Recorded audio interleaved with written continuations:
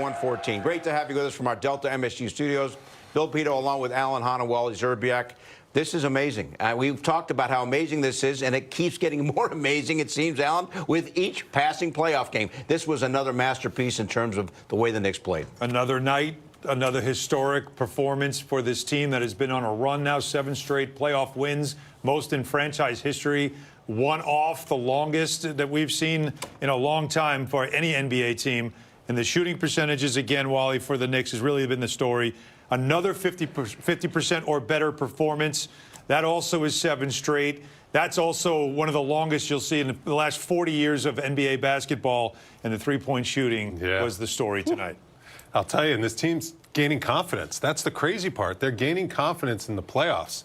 They're continuing to just rise to the occasion whenever their number's called. Deuce McBride, what a performance to start this game. I think he really just broke the Sixers back with all those threes he hit in the first quarter. Then Shamet comes in. He's flushing threes, knocking them down all over the place. And Jalen Brunson, just the leadership. It just shows how connected this locker room is to their coaching staff, to their teammates. What a performance. What a series. Now this team can kind of get some rest and get ready for the Eastern Conference Finals again. Back-to-back trips to the Eastern Conference Finals. Knicks are getting it done. So they close out the Hawks with the most points scored in Knicks history in a playoff game, and they do better than that today. 144. The shooting, and we're going to go over this, but the shooting to start the game, 11 of 13 from 3. If you're the opposition, Wally, what do you do? I mean, the Knicks came out, and you know what they're doing? They're demoralizing the opposition with the way they're starting these games. Well, listen, it's because the Knicks are dissecting the defense, generating those kind of shots. Yes, you got to make 11 for 13, but you also got to be running some pretty good offense. You got to have shooters all over the place, and the Knicks certainly have that. All right, Karl-Anthony Towns, guys, joins us now from Philadelphia. Cat, congratulations on how you've been playing. Congratulations on another great team performance. What's your reaction to the Knicks making the conference finals now for the 2nd straight season? You know, it's an honor, it's a blessing. All praise to the Most High. And, you know, to have this moment on Mother's Day for me personally means a lot. You know, I got traded here to New York to the team I grew up cheering for, the team that me and my mother always just had so much love for, and just to be able to do this for the 2nd time in Madison Square Garden means a lot. So all the fans, it's an honor to be wearing these jerseys. I don't take it for granted. My family doesn't take it for granted.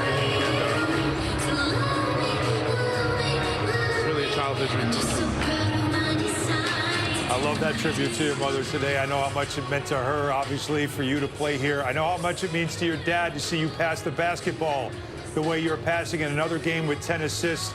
Talk about the art of the pass, the art of the assist, and how that has transformed this offense, Cat.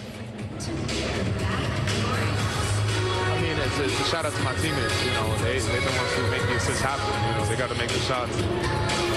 Deuce, JB, all of them are just so special. And I'm honored that I get to put them in a position to score and succeed. And that, you know, it's even more of an honor that they trust me with the basketball in my hands. Cat, since going down 2-1 to Atlanta, you guys have reached a new level of basketball in a New York Knicks uniform that we've been going over historic numbers that have never been seen. What have you guys found since that game that has just put you on this mega run? I just think, you know, it's a game of change, and shout out to the coaching staff, you know, making that change for us offensively, and you've seen the results. We've been able to reach a new level to the coaching staff, doing what they do. Cat, thank you so much. Congratulations to you and your teammates, and best of luck in the conference finals. Appreciate you. All right, Karl-Anthony Towns with another phenomenal game with 10 assists.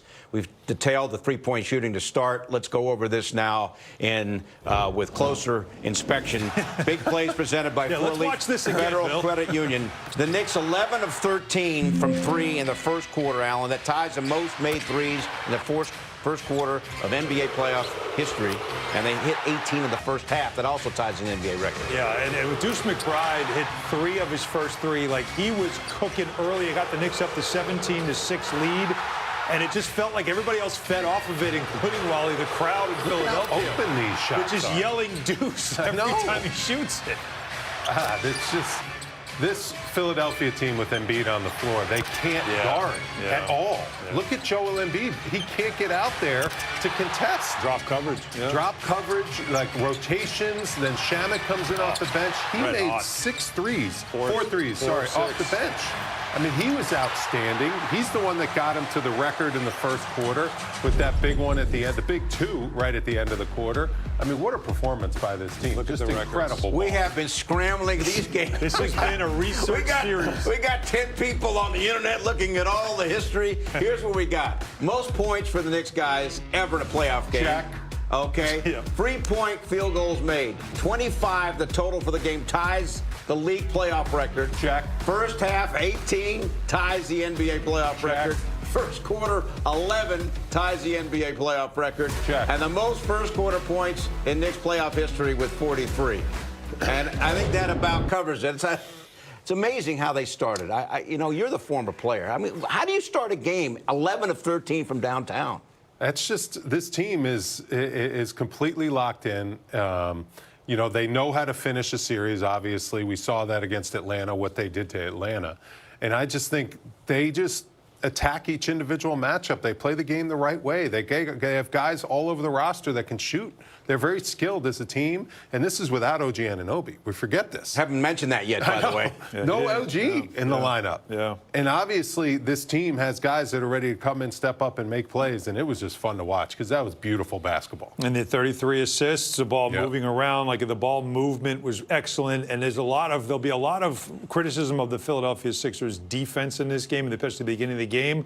But you have to credit the fact that the Knicks just had them, to use Wally's term, in a blender throughout this game. The ball movement, whipping around, finding the open man, it made it. Tyrese Maxey averaged 28 a game in this series so far, averaging only 18 a game.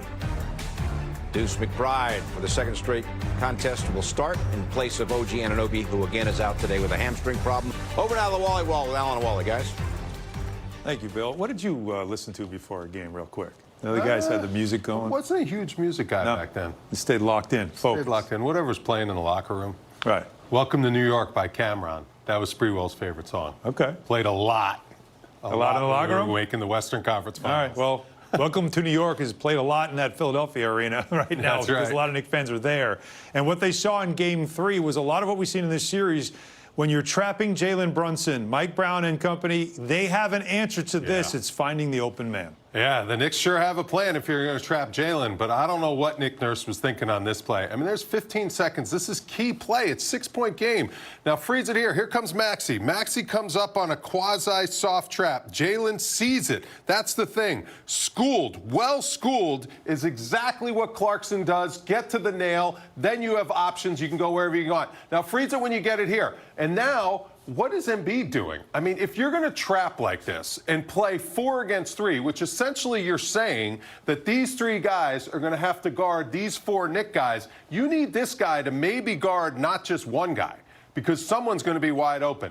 Clarkson, quick shootout to Shamet. Shamet, very good at moving without the ball. Look at Embiid. He doesn't even make an effort to get out there. He's just locked on Mitchell Robinson. Why at the end of the third quarter? I don't know. But that's the thing. Nick Nurse likes to throw these junk defenses out at you. But when your team isn't on the same page and Embiid can't move, it's going to lead to wide open shots for the Knicks. And it shows you, again, it's more about people movement and ball movement than anything else. That's how you break defenses like that. Well, you know, we've talked a lot about defense against Tyrese Maxey. It has been a lot of Mikal Bridges, but it's been a lot of others.